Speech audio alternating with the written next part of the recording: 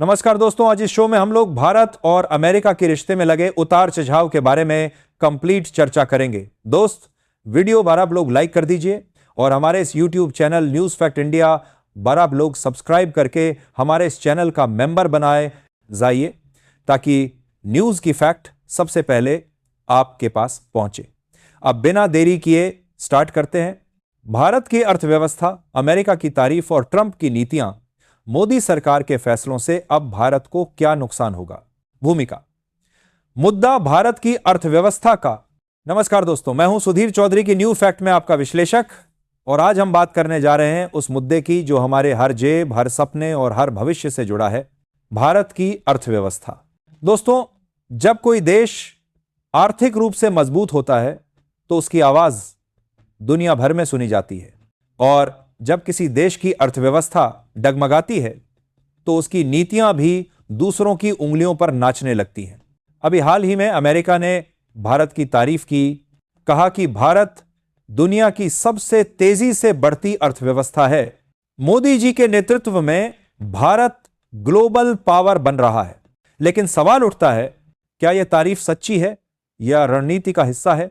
क्या अमेरिका सच में भारत की ताकत से खुश है या वह चाहता है कि भारत उसकी नीतियों पर चले? आज हम इस पर बात करेंगे और बताएंगे कि कैसे ट्रंप की नीतियों को मानने की कीमत भारत को भारी पड़ सकती है। अमेरिका की तारीफ व मकसद क्या है? दोस्तों, जब कोई बड़ी ताकत किसी छोटे या विकासशील देश की तारीफ करती है तो वह सिर्फ तारीफ नहीं होती, वह कूटनीति या डिप्लोमेसी होती है। अमेरिका भारत की तारीफ क्यों कर रहा है? क्योंकि आज उसे चीन का तोड़ चाहिए। चीन का मुकाबला अकेले अमेरिका नहीं कर सकता, इसलिए वह चाहता है कि भारत उसके साथ खड़ा रहे।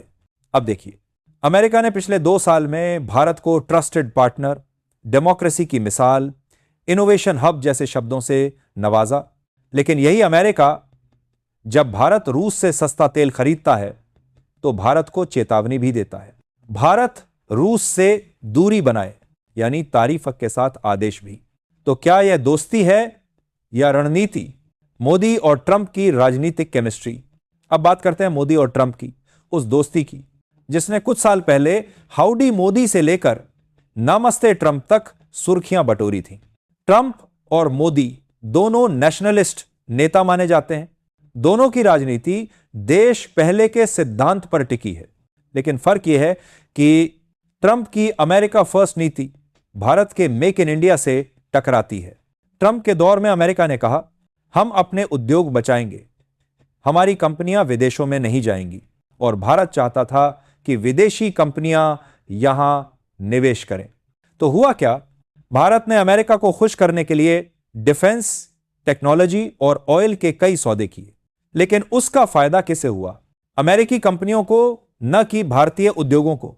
ट्रंप की नीतियां और भारत का झुकाव। ट्रंप ने हमेशा डील बेस्ड डिप्लोमेसी की बात की। वह कहते थे, पे if you want our friendship, और भारत ने कई बार यह कीमत चुकाई। भारत ने अमेरिकी हथियार खरीदे, अमेरिकी कंपनियों को डिफेंस मैन्युफैक्चरिंग में साझेदारी दी। अमेरिका की नीति के अनुसार कई बार चीन और रूस से दूरी बनाई। लेकिन इसके बदले भारत को क्या मिला? सिर्फ तारीफ के शब्द और कुछ फोटो मौके। भारत ने रूस से सस्ता तेल खरीदने की कोशिश की तो अमेरिका ने दबाव बनाया। भारत ने 5G के लिए हुआवे से बात की तो अमेरिका ने कहा, यह सुरक्षा खतरा है। यानी भारत को चुनाव की आजादी नहीं मिली। भारत को हुए नुकसान, धीरे धीरे बनने वाला आर्थिक जाल। अब बात करते हैं उस असली मुद्दे की। भारत को क्या नुकसान हुआ? डॉलर पर निर्भरता बढ़ी। भारत ने अपने व्यापार और तेल सौदों में डॉलर का इस्तेमाल जारी रखा। नतीजा, रुपए की वैल्यू गिरती चली गई। टेक्नोलॉजी निर्भरता। भारत ने अमेरिकी टेक कंपनियों को बढ़ावा दिया, गूगल, अमेजॉन, माइक्रोसॉफ्ट। लेकिन भारतीय स्टार्टअप्स को उतना समर्थन नहीं मिला। कृषि और ऊर्जा क्षेत्र पर असर। अमेरिकी नीति के दबाव में भारत ने कई कृषि समझौते किए जिनसे किसानों को लाभ नहीं हुआ। ऊर्जा क्षेत्र में भी भारत सस्ती गैस रूस से नहीं खरीद सका। रोजगार पर असर।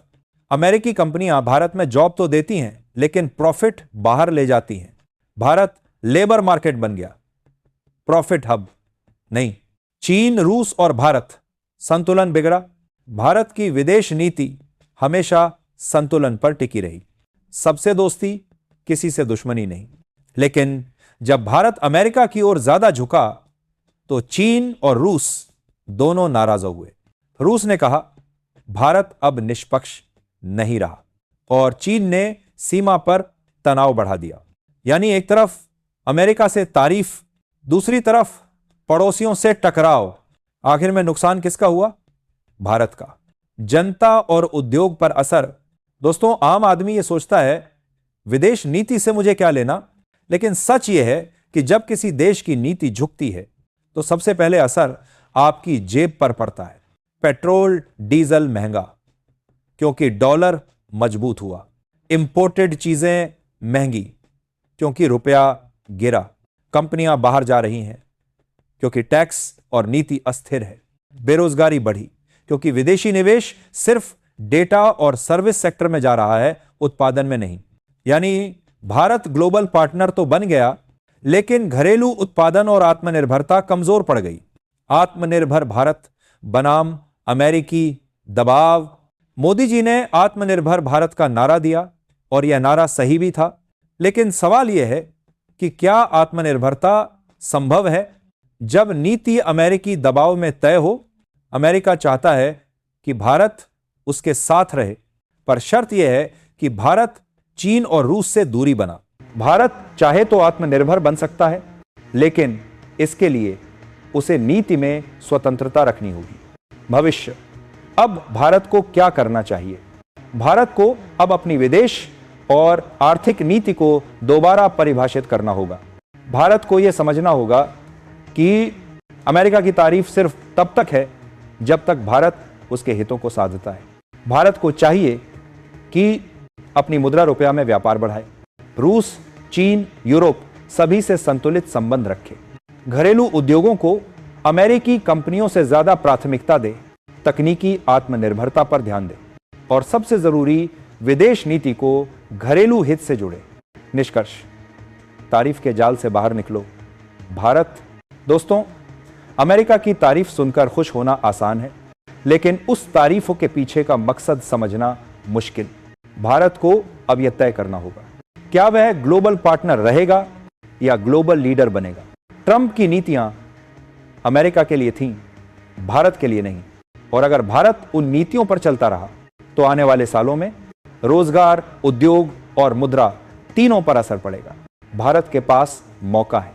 वह चाहे तो अमेरिका का अनुयायी नहीं, बल्कि दुनिया का नेतृत्वकर्ता बन सकता है, जिसमें हम विस्तार से समझाएंगे भारत अमेरिका व्यापार समझौते, डॉलर निर्भरता से मुक्ति और भारत को आर्थिक महाशक्ति बनाने का रोड मैप। क्या मैं भाग 2 लिखना शुरू कर दूं? शानदार। तो अब शुरू करते हैं भाग 2, भारत की अर्थव्यवस्था और अमेरिका की रणनीति का दूसरा पहलू। यह हिस्सा पिछले स्क्रिप्ट का विस्तार है, सुधीर चौधरी की ही शैली में, गहराई और जोश के साथ। भूमिका। तारीफ के पीछे का खेल, अमेरिका का असली एजेंडा।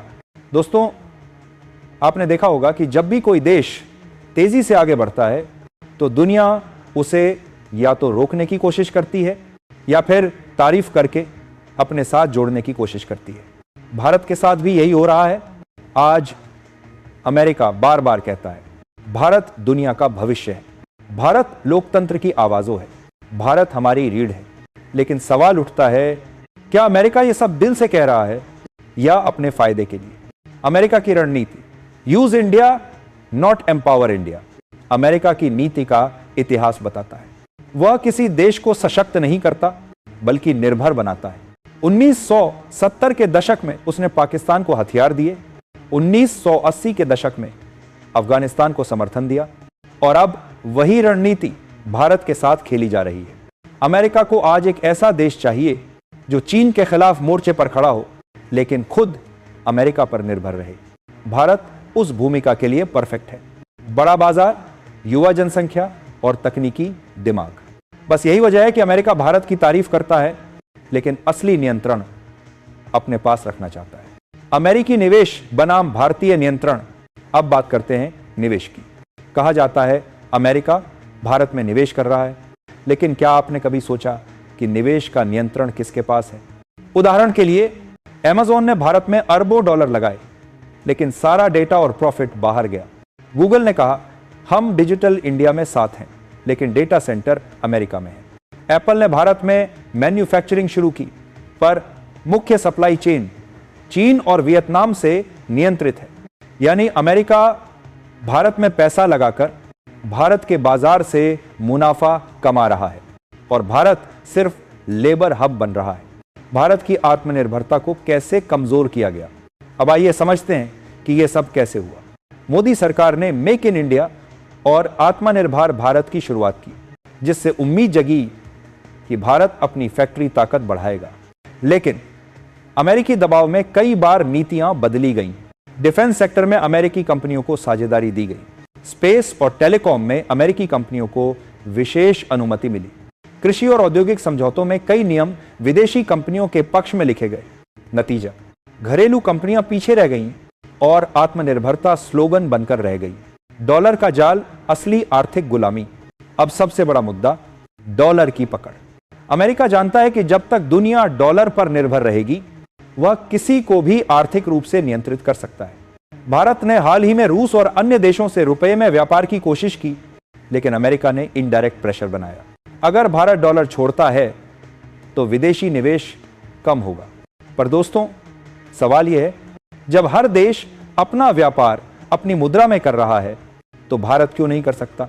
भारत के पास दुनिया की चौथी सबसे बड़ी अर्थव्यवस्था है, लेकिन जब तक रुपया व्यापार की भाषा नहीं बनेगा, भारत कभी सच्चा सुपर पावर नहीं बन सकता। हमें ऐसा लगता है ट्रंप और मोदी की सोच समान, लेकिन अलग दिशा में है।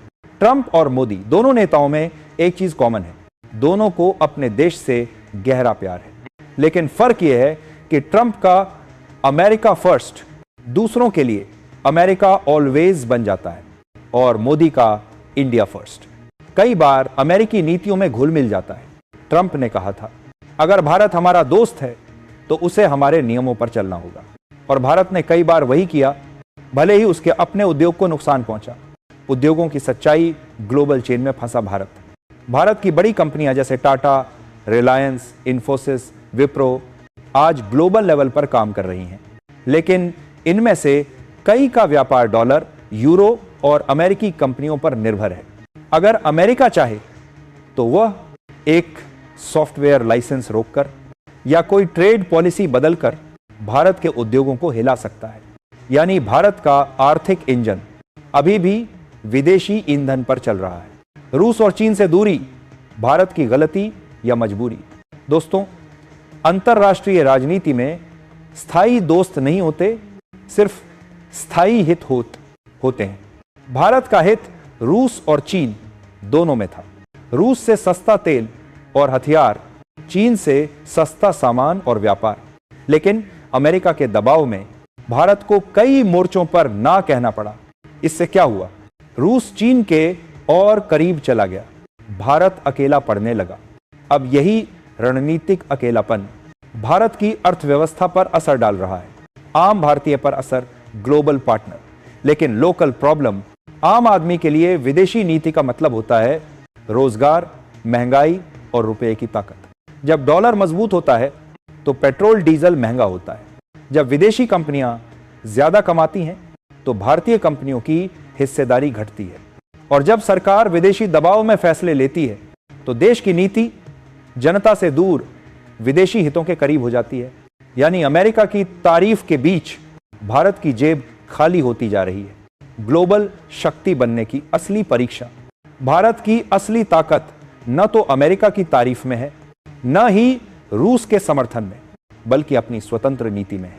भारत को अब यह सोचना होगा कि क्या वह दूसरों के सपनों का हिस्सा बनेगा या अपने सपनों का निर्माता।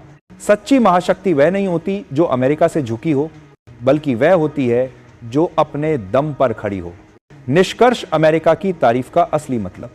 अमेरिका की तारीफ सुनकर हमें खुश होना चाहिए, लेकिन सतर्क भी रहना चाहिए, क्योंकि जब कोई ताकत आपके हित में बोलती है तो वह आपकी आजादी नहीं, आपकी उपयोगिता देख रही होती है।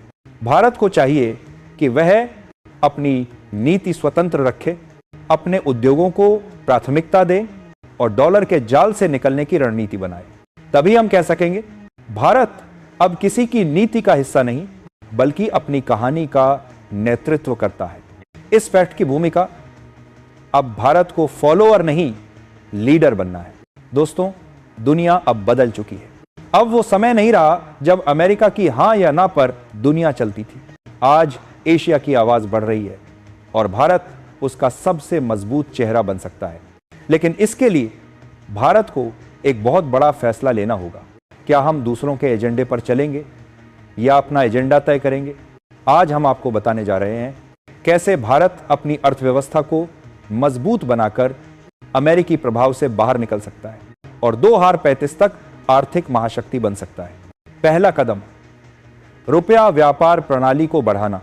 आज दुनिया के ज्यादातर देश डॉलर में व्यापार करते हैं और यही अमेरिका की ताकत का सबसे बड़ा आधार है। भारत को चाहिए कि वह अपने व्यापार का कम से कम 40% हिस्सा रुपए में करे। इसके लिए 3 रणनीतियां अपनाई जा सकती हैं। रुपया रुपया समझौता। रूस, ईरान, सऊदी अरब, ब्राजील जैसे देशों के साथ रुपये में व्यापार की व्यवस्था। एशियाई भुगतान नेटवर्क। ब्रिक्स देशों के साथ मिलकर डॉलर मुक्त भुगतान प्रणाली, डिजिटल रुपया। अंतर्राष्ट्रीय भुगतान में डिजिटल करेंसी का प्रयोग ताकि लेन देन तेज और सस्ता हो सके। इससे न सिर्फ डॉलर की निर्भरता घटेगी बल्कि रुपये की वैश्विक प्रतिष्ठा भी बढ़ेगी। दूसरा कदम, मैन्युफैक्चरिंग इंडिया का असली रूप। आज भारत का सर्विस सेक्टर मजबूत है लेकिन मैन्युफैक्चरिंग अभी भी चीन के मुकाबले पीछे है। भारत को चाहिए कि वह मेक इन इंडिया को सिर्फ नारा नहीं बल्कि राष्ट्रीय मिशन बनाए। टेक्नोलॉजी ट्रांसफर पर जोर। विदेशी कंपनियों को सिर्फ बेचने की नहीं बल्कि टेक्नोलॉजी साझा करने की शर्त लगाई जाए। SMES को बढ़ावा। छोटे उद्योग ही असली अर्थव्यवस्था की रीढ़ हैं। इन्हें सस्ते बाच आण, कर छूट और निर्यात सहायता दी जाए। चिप, सौर ऊर्जा और रक्षा निर्माण। इन 3 क्षेत्रों में आत्मनिर्भरता भारत को आने वाले दशक में टेक लीडर बना सकती है। तीसरा कदम, आर्थिक स्वतंत्रता नीति। बिना झुकाव की नीति। भारत को अमेरिका, रूस या चीन किसी भी ब्लॉक का हिस्सा नहीं बनना चाहिए। भारत का लक्ष्य होना चाहिए इंडिया फॉर इंडिया और इंडिया विद ऑल। इसके लिए जरूरी है कि भारत एक नई आर्थिक स्वतंत्रता नीति, इकोनॉमिक इंडिपेंडेंस डॉक्ट्रिन अपनाए। कोई भी विदेशी निवेश तभी जब वह भारत में रोजगार पैदा करे। कोई भी व्यापारिक समझौता तभी जब दोनों पक्षों को समान लाभ मिले। कोई भी तकनीकी साझेदारी तभी जब डेटा और नियंत्रण भारत में रहे। चौथा कदम, शिक्षा और स्किल का पुनर्निर्माण। दोस्तों, आप जानते हैं किसी देश की असली ताकत उसके लोग होते हैं और भारत के पास 65% युवा आबादी है। लेकिन सवाल यह है, क्या यह युवा ग्लोबल स्किल्स से लैस है? भारत को अब शिक्षा नीति में क्रांति करनी होगी। इंजीनियरिंग को इनोवेशन से जोड़ा जाए, खेती को एग्रीटेक से जोड़ा जाए और स्कूलों में एंटरप्रेन्योरशिप को विषय बनाया जाए। यानी अब शिक्षा सिर्फ नौकरी पाने की नहीं बल्कि नौकरी देने की होनी चाहिए। पांचवां कदम, ऊर्जा स्वतंत्रता, डॉलर से आजादी। भारत की सबसे बड़ी कमजोरी है तेल पर निर्भरता। हर साल अरबों डॉलर तेल खरीदने में खर्च होते हैं और डॉलर की मांग बढ़ती जाती है। अगर भारत अगले 10 साल में 50% ऊर्जा सौर, हाइड्रोजन और जैव ईंधन से पैदा करे तो डॉलर पर निर्भरता लगभग आधी हो जाएगी। यानी पेट्रोल के झटके कम होंगे और अर्थव्यवस्था में स्थिरता आएगी। छठा कदम, रक्षा और रणनीतिक स्वावलंबन। ट्रंप युग में भारत ने कई अमेरिकी हथियार खरीदे लेकिन अब भारत को मेक इन डिफेंस की दिशा में जाना चाहिए। स्वदेशी लड़ाकू विमान, ड्रोन और मिसाइल निर्माण पर ध्यान, रक्षा तकनीक में निजी कंपनियों की भागीदारी बढ़ाना और सबसे जरूरी टेक्नोलॉजी का स्वामित्व भारत के पास रहना चाहिए। क्योंकि कोई भी देश तभी सुरक्षित है जब उसकी सुरक्षा दूसरे के हाथों में न हो। सातवां कदम, डेटा है नई तेल, नियंत्रण अपने पास रखो। अमेरिका की कंपनियां भारत के डेटा से अरबों डॉलर कमा रही हैं। फेसबुक, गूगल, अमेज़न, ये सब डेटा उपनिवेशवाद चला रहे हैं। भारत को चाहिए कि वह डेटा लोकल सर्वर पर रखे, डेटा निर्यात को सीमित करे और डिजिटल भारत एक्ट बनाए जो डेटा का स्वामित्व भारतीय नागरिकों को दे। डेटा वही जो भारत में रहे, यही डिजिटल स्वतंत्रता है। 8वां कदम, ब्रिक्स प्लस और ग्लोबल साउथ में नेतृत्व। भारत को अब अमेरिका की छाया से बाहर निकलकर ग्लोबल साउथ का नेतृत्व संभालना चाहिए। अफ्रीका, एशिया और लैटिन अमेरिका के देश आज विकास और व्यापार के नए मॉडल तलाश रहे हैं। भारत अगर इनके साथ ग्लोबल साउथ इकोनॉमिक अलायंस बनाए तो वह डॉलर सिस्टम का विकल्प बन सकता है।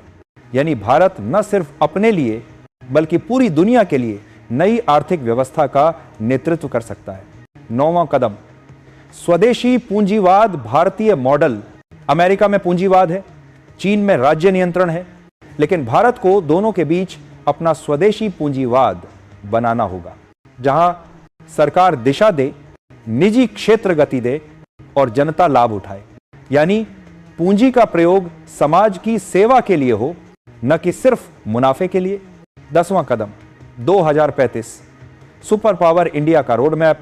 अगर भारत अगले 10 साल इन नव कदमों को अपनाता है तो 2 में भारत की तस्वीर कुछ ऐसी होगी। रुपया एशिया की प्रमुख मुद्रा बनेगा, भारत की जीडीपी 10 ट्रिलियन पार करेगी, रोजगार सृजन में भारत दुनिया में नंबर 1 होगा, भारत का तकनीकी निर्यात अमेरिका से अधिक होगा, भारत की विदेशी नीति पूरी तरह स्वतंत्र और सम्मानजनक होगी।